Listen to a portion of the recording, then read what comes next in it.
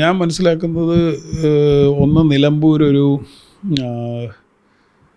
UDFന് മേൽക്കൈയുള്ള ഒരു മണ്ഡലമാണ്.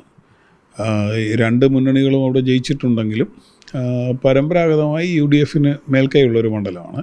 ഇപ്പോൾ ഈ തെരഞ്ഞെടുപ്പ് അടിച്ചേൽപ്പിച്ചതാണ് എന്നുള്ളത് ഇടതു മുന്നണി പറയുന്നുണ്ട്. തീർച്ചയായിട്ടും അടിച്ചേൽപ്പിച്ചത് എന്നുള്ളതിനേക്കാൾ കൂടുതൽ അടിച്ചു പിരിഞ്ഞതാണ് എന്ന് പറയുന്നതാണ് ശരി. ഇപ്പം മുഖ്യമന്ത്രി പറയുന്നു ഇത് നിലമ്പൂർ കാടുകളിൽ വീരപ്പനെ പോലെ കൊള്ള നടത്തിയ ഒരു മന്ത്രി ഉണ്ടായിരുന്നു, നിങ്ങൾക്കൊക്കെ അറിയാം. അദ്ദേഹം ഉദ്ദേശിക്കുന്നത് കെ സുധാകരനെയാണെന്നാണ് മനസ്സിലാക്കുന്നത്. അന്ന് അദ്ദേഹത്തിൻ്റെ സഹായിയായി നിന്ന് ഇതിനെല്ലാത്തിനും ഒത്താശ ചെയ്ത് കൊടുത്ത ആളെയും നിങ്ങൾക്കറിയാം. ആ ആൾ PV അൻവറാണ്. അതാണ് മുഖ്യമന്ത്രി ഉദ്ദേശിക്കുന്നതെന്നാണ് ഞാൻ വിചാരിക്കുന്നത്.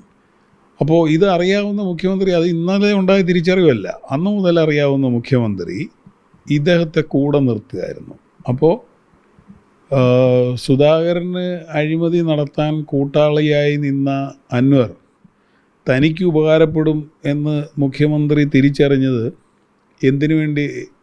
എന്ത് നടത്താനാണ്? ഈ സർവ്വരാജ്യ തൊഴിലാളി ബലപ്പെടാൻ വേണ്ടിയാണോ, അതോ നിലമ്പൂർ കാട്ടിൽ ഇനിയും തടിയുണ്ട് എന്നറിഞ്ഞുകൊണ്ടാണോ?